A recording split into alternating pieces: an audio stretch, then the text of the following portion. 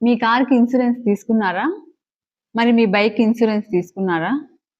మరి మీకు హెల్త్‌కి, మీ ఆదాయానికి ఇన్సూరెన్స్ ఉందా? అసలు ఎలాంటి ఇన్సూరెన్స్ తీసుకోవాలి?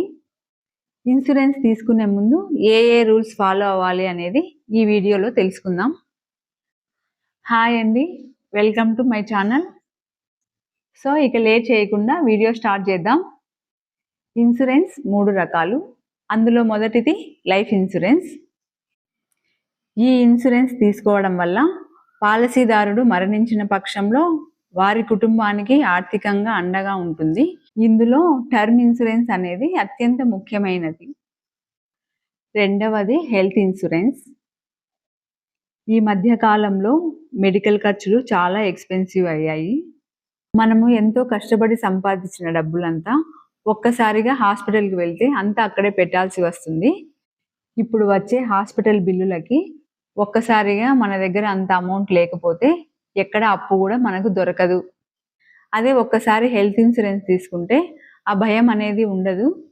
ఈ హెల్త్ ఇన్సూరెన్స్ తీసుకోవడం వల్ల అకస్మాత్తుగా వచ్చే ఆరోగ్య సమస్యలు లేదా హాస్పిటల్ ఖర్చుల నుండి రక్షణ కల్పిస్తుంది. ఈ హెల్త్ ఇన్సూరెన్స్ తీసుకోవడం వల్ల కొన్ని కంపెనీస్ మనకు ఆఫర్లు కూడా ఇస్తున్నారు.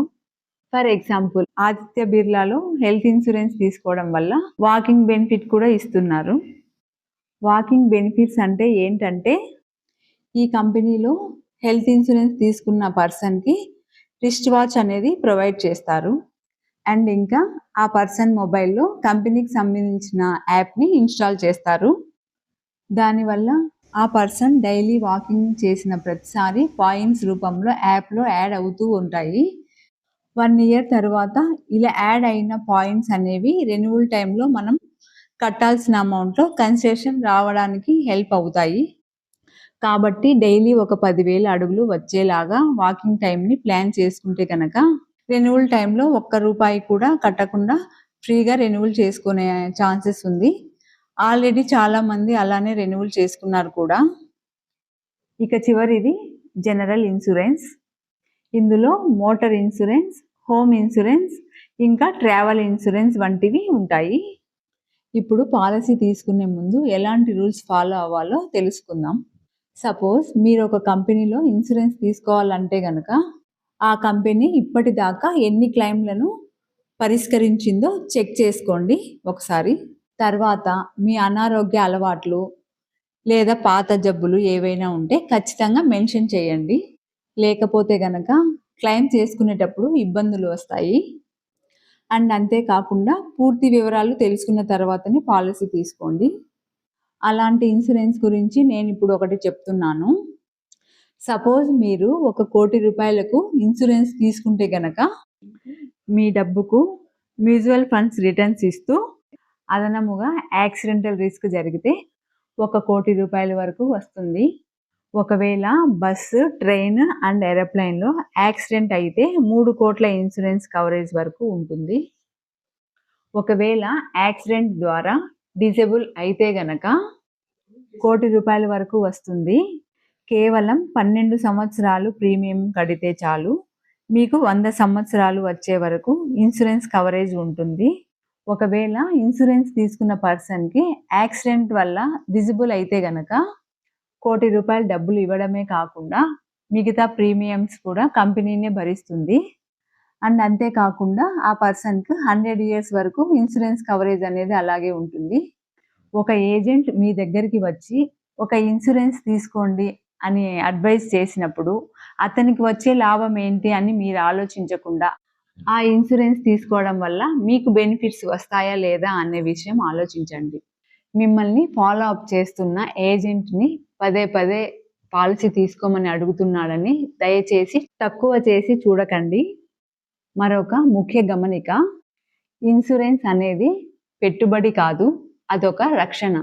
తక్కువ ప్రీమియంతో ఎక్కువ కవరేజ్ వస్తున్న టర్మ్ ఇన్సూరెన్స్ తీసుకోవడం మంచిది.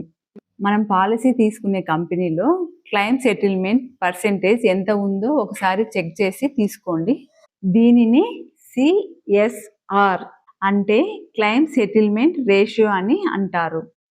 ఇదే పాలసీలో టాటా ఏఐఏ లైఫ్ ఇన్సూరెన్స్లో పిఆర్ ప్రో అనే plan pure term insurance plus investment mutual funds అమౌంట్తో మనకు రిటర్న్స్ వస్తాయి. 100 years వరకు టర్మ్ ఇన్సూరెన్స్ అనేది 1 crore వరకు ఉంటుంది. ఈ పాలసీలు అనేవి ఎంత ఎర్లీ ఏజ్లో స్టార్ట్ చేస్తే అంత బెనిఫిట్ ఉంటుంది. నా సజెషన్ ఏమంటే మీ ఎడ్యుకేషన్ అయిపోయిన తర్వాత జాబ్లో జాయిన్ అయిన వెంటనే ఇన్సూరెన్స్ తీసుకోవడం మంచిదని నా ఉద్దేశం. ఎందుకంటే ఏజ్ పెరిగే కొద్దీ ఇన్సూరెన్స్ కట్టే అమౌంట్ కూడా పెరుగుతూ వస్తుంది.